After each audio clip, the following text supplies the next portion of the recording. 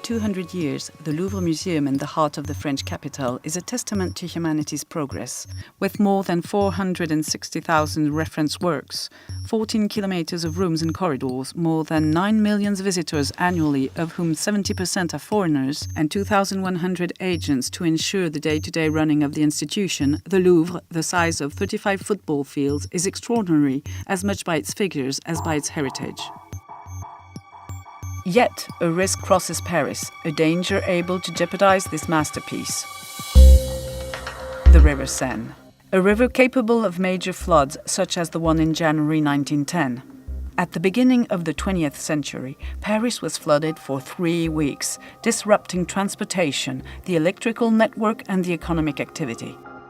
Although this once-in-a-century flood reached exceptional levels, the Louvre has suffered little or no damage. But a century later, the successive transformation of the building have made the museum more vulnerable.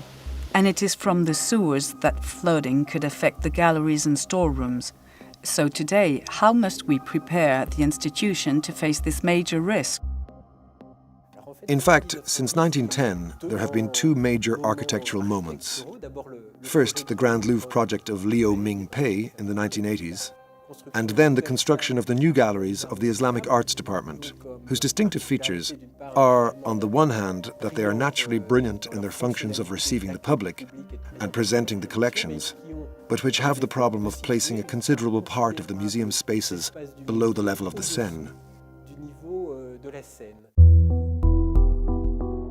When the Seine overflows, it will overflow to a level called altimetric of more than 31 meters compared to sea level, which is a lot since today it is roughly 24 meters. When the flooding of the Seine really becomes critical, meaning when we have to implement the evacuation programs, we will have 72 hours before we are no longer sure of avoiding a flood in the Louvre. At the end of these 72 hours, it is from the basement that the threat of flooding is to be the most feared. The groundwater underflows and the saturation of the Paris sewers would flood the museum's cellars. Pumping solutions already enable daily regulations of groundwater fluctuations, and this plan is going to be reinforced to ensure the safety of this strategic area. Concretely, this means that we are going to create 4 large recovery pumps. 4 large pumps for collecting water and sending it back under excess pressure to the sewers of Paris.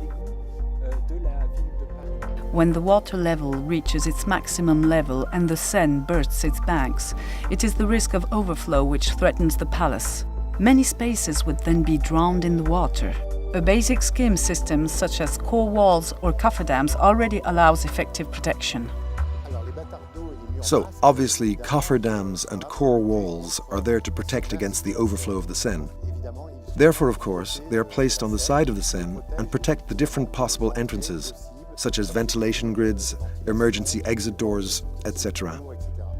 We have a strategic plan, namely a set of measures that we've designed in advance, naturally, so that everyone knows what they will have to do when the day comes.